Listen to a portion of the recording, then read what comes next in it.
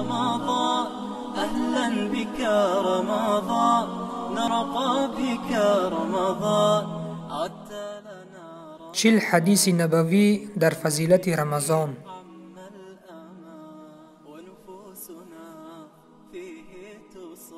به نام خداوند بخشنده و مهربان. از عبدالله ابن عباس خداوند از آنها راضی باد روایت است که پیامبر صلی الله علیه و سلم از سخی ترین انسانها در کار نکو بود و تا پایان یافتن رمضان سخی تر می شد.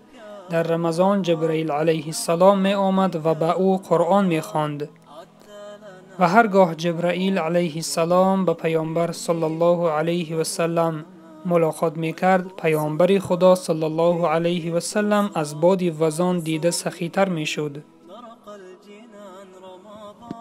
پیامبر صلی الله علیه و سلم خیلی سخاوتمند بود و در ماه شریف رمضان سخاوتمندیش بیشتر می شد.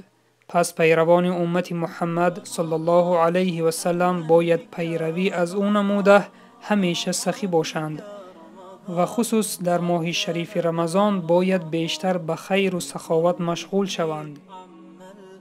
هر مسلمان در ماه شریف رمضان یک مرتبه قرآن را ختم نماید، چنانچه پیامبر صلی الله علیه و سلم از جبرئیل علیه السلام قرآن را تلقی می نمود.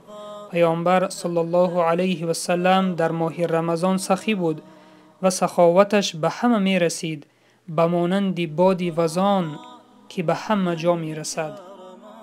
پس خوش به حال آن شخصانی که سخاوتمند هستند و در همه کارشان به پیامبر صلی الله علیه و سلم پیروی می کنند.